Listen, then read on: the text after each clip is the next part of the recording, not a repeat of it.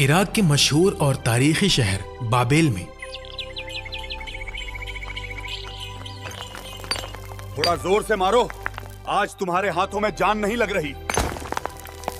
एक ऐसा बच्चा पैदा हुआ जिसका नाम आने वाली नस्लों के लिए हिदायत, कुर्बानी और तौहीद की सबसे बड़ी निशानी बनने वाला था। और अजीब था, गलियों में बुत सजते थे, लोग अपने हाथों से पत्थर तराशते, उन्हें शक्लें देते, फिर उन्हीं के सामने झुक जाते, उन्हीं से दुआ मांगते, उन्हीं से मदद चाहते और उन्हीं को अपना माबूद समझते। इब्राहिम अलैहिस्सलाम के वालिद भी बुत बनाते थे। वो बुतों को तराश कर बेचते भी थे और खुद भी उनकी इबादत करते थे। लेकिन इस अंधेरी दुनिया में अल्लाह ने इब्राहिम अलैहिस्सलाम के दिल को बचपन ही से रोशन कर दिया था।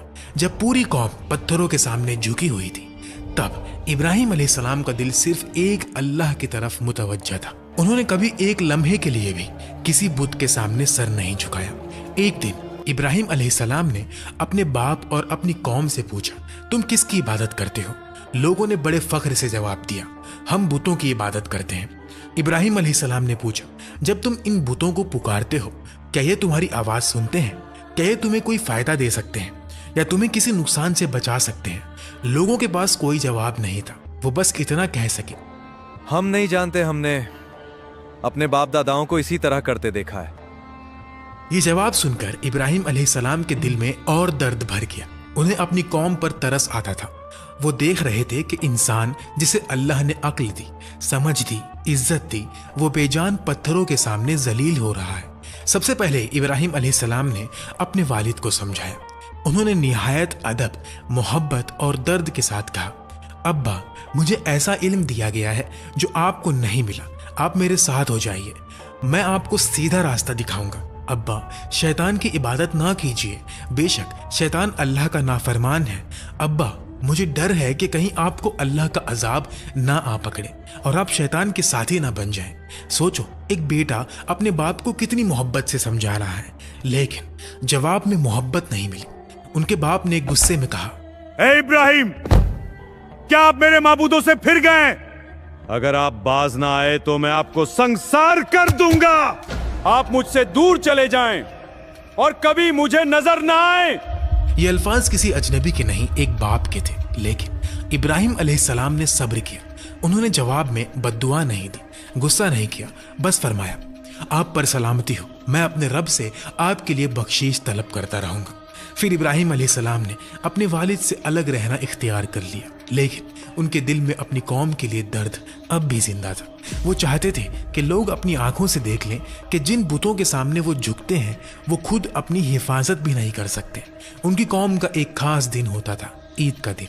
इस दिन लोग खाना पकाकर अपने माबूदों के सामने रखते थे, फिर शहर के बाहर एक मैदान में जमा होते, वहां खेलते, कूदते और खुशियां मनाते। शाम को वापस आते और सुबह बुतों के सामने रखा हुआ खाना तबर्रुक समझकर खा लेते। जब वो दिन आया, सब लोग तैयार होने लगे, लेकिन इब्राहिम अलैहिस्सलाम उनके साथ ना गए। लोगों ने पूछा, क्या आप हमारे साथ नहीं चलेंगे? इब्राहिम अलैहिस्सलाम ने आसमान की तरफ देखा और फरमाया, मैं बीमार हूँ। लोग उन्हें छोड़कर चले गए। अब पूरा शहर खाली था, बुत खाना खामोश था और उन बेजान बुतों के सामने खाना रखा हुआ था। इब्राहिम अलैहिस्सलाम ने उन्हें मुखातिब करके कहा, ये इतना खाना तुम्हारे सामने पड़ा है, तुम खाते क्यों नहीं? तुम्हें क्या हो गया है कि तुम बात तक नहीं करते? लेकिन बुत खामोश थे, ना जवाब, ना कोई हरकत, ना कुदरत और ना कोई जिंदगी। फिर इब्राहिम अलैहिस्सलाम ने कुल्हाड़ी उठाई और तमाम छोटे बुतों को तोड़ दिया, सिर्फ सबसे बड़े बुत को छोड़ दिया। फिर कुल्हाड़ी उस बड़े बुत के कंधे पर रख दी। शाम हुई, लोग खुशी मनाकर वापस आए, लेकिन जब उन्होंने अपने बुतों को टूटा हुआ देखा तो उनके होश उड़ गए। जिन बुतों के सामने वो सजदा करते थे, वो जमीन पर टुकड़ों में पड़े थे। लोग चीख उठे, यह हमारे माबूदों के साथ किसने किया? किसी ने कहा, एक जवान है इब्राहिम, वो हमारे बुतों के खिलाफ बातें करते थे। फिर सब लोग जमा हुए। इब्राहिम अलैहिस्सलाम को बुलाया गया। उनसे पूछा गया, ए इब्राहिम, क्या हमारे बुतों के साथ ये हरकत आपने की है? इब्राहिम अलैहिस्सलाम ने फरमाया, ये काम तो इस बड़े बुत ने किया होगा, मुझसे क्यों पूछते हो? अपने माबूदों से पूछ लो कि उनके टुकड़े किसने किए। ये जवाब सुनकर सब लोग एक पल के लिए खामोश हो गए।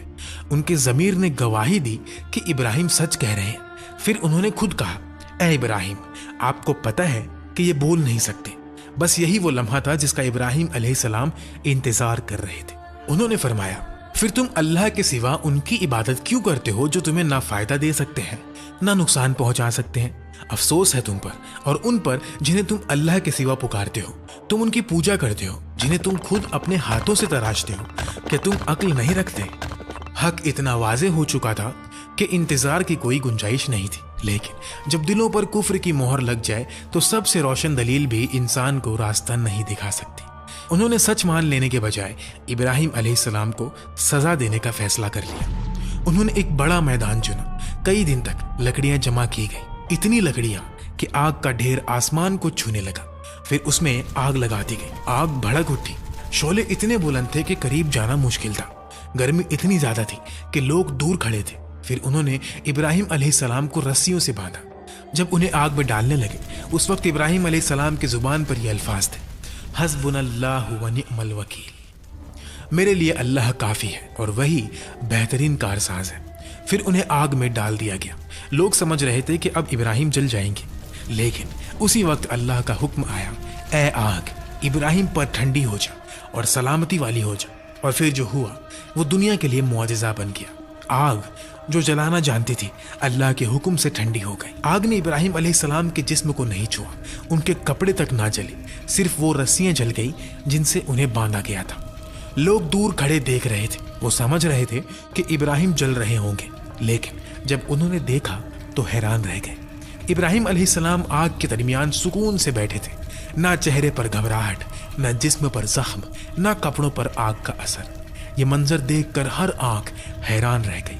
फिर इब्राहिम अलैहिस्सलाम आग से बाहर निकले, लेकिन इतना बड़ा मुआजिजा देखने के बाद भी उनकी कौम में लूत अलैहिस्सलाम के सिवा कोई ईमान न लाया। पूरा बाबेल कुफ्र पर डटा रहा। इब्राहिम अलैहिस्सलाम के दिल में दर्द था। उन्होंने सोचा, अगर ये लोग इतना बड़ा मुआजिजा देख कर भी ईमान नहीं ला रहे तो फिर और क्या देखना चाहते हैं। उस वक्त बाबेल पर नमरूद नाम का बादशाह हुकूमत करता था।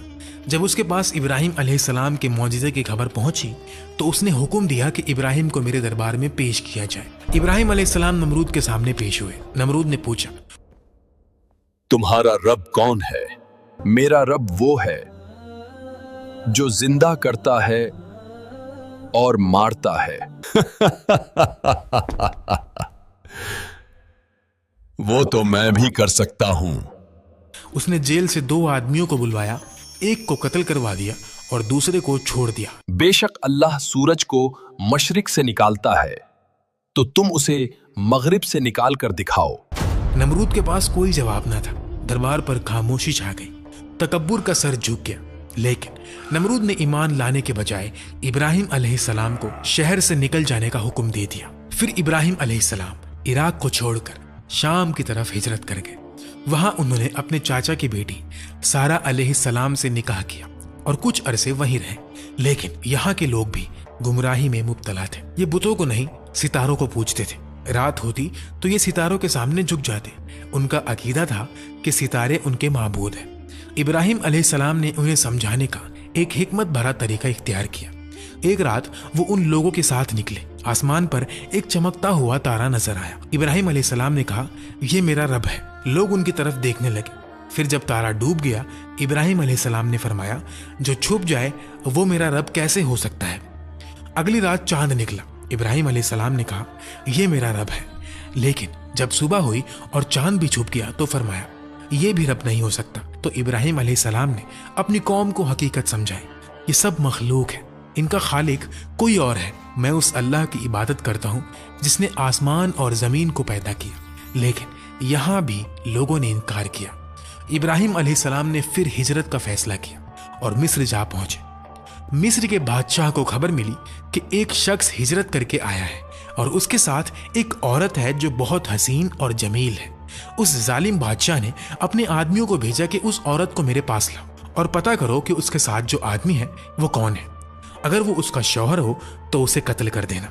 अल्लाह ने इब्राहिम अलैहिस्सलाम को इस साजिश की खबर दे दी। इब्राहिम अलैहिस्सलाम ने सारा अलैहिस्सलाम से फरमाया, अगर वो तुमसे मेरे बारे में पूछे तो कह देना कि मैं तुम्हारा भाई हूँ। इस रुए जमीन पर मेरे और तुम्हारे सिवा कोई ईमान वाला नहीं, इस लिहाज से तुम मेरी दीनी बहन हो। सारा अलैहिस्सलाम को बादशाह के महल में ले जाया गया। जब उस बादशाह ने बदकारी के इरादे से अपने हाथ आगे बढ़ाए, सारा अलैहिस्सलाम ने अल्लाह से दुआ की। उसी लम्हे उसका हाथ जम गया, वो चीखने लगा। दरबार के लोग घबरा गए। सारा अलैहिस्सलाम को खौफ हुआ कि अगर ये मर गया तो लोग मुझ पर इल्जाम लगा देंगे। उन्होंने अल्लाह से दुआ की और बादशाह का हाथ ठीक हो गया। लेकिन उस जालिम ने फिर वही कोशिश की, फिर उसका हाथ जम गया। ऐसा 3 मरतबा हुआ। आखिरकार वो डरा और कहने लगा कि अगर तुम मुझे इस मुसीबत से निजात दिला दो तो मैं तुम्हें छोड़ दूंगा। सारा अलैहिस्सलाम ने दुआ की और वो ठीक हो गया। फिर उसने सारा अलैहिस्सलाम को इज्जत के साथ रिहा कर दिया और उनकी खिदमत के लिए हाजरा अलैहिस्सलाम को उनके साथ भेज दिया। सारा अलैहिस्सलाम जब वापस आई तो इब्राहिम अलैहिस्सलाम ने फैसला किया कि अब हम यहाँ नहीं रहेंगे। फिर वो फिलिस्तीन वापस चले गए। वक्त गुजरता रहा। इब्राहिम अलैहिस्सलाम अल्लाह के खास बंदों की जिंदगी में आजमाइश भी खास होती है। अल्लाह का हुक्म आया कि अपनी बीवी हाजरा अलैहिस्सलाम और नन्हे बेटे इस्माइल अलैहिस्सलाम को लेकर मक्का रवाना हो जाओ।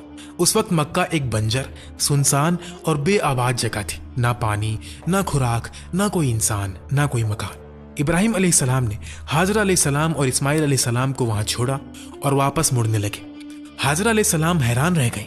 वो उनके पीछे चलती हुई पूछने लगी, ए इब्राहिम, आप हमें कहाँ छोड़कर जा रहे हैं?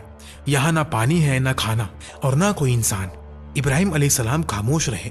वो चलते रहे। हाजरा अलैहिस्सलाम फिर पूछती रही, आप हमें किसके हवाले करके जा रहे हैं? लेकिन इब्राहिम अलैहिस्सलाम ने जवाब ना दिया। आखिर हाजरा अलैहिस्सलाम ने वो सवाल पूछा जिसके जवाब ने उनके दिल को सुकून दे दिया। क्या आपको अल्लाह ने इस काम का हुक्म दिया है? इब्राहिम अलैहिस्सलाम ने फरमाया, हाँ, बस ये सुनना था कि हाजरा अलैहिस्सलाम का दिल मुतमईन हो गया। उन्होंने कहा, अगर अल्लाह का हुक्म है तो अल्लाह हमें ज़ाया नहीं करेंगे। ये एक माँ का यकीन था, एक तन्हा औरत का यकीन, एक बेआबाद वादी में छोड़ी गई माँ का यकीन। फिर खाना खत्म हो गया, पानी खत्म हो गया, माँ का दूध भी खुश्क होने लगा। नन्हे इस्माइल अलैहिस्सलाम भूख और प्यास से बिलखने लगे। हाजरा अलैहिस्सलाम से अपने बच्चे की ये हालत देखी ना गई।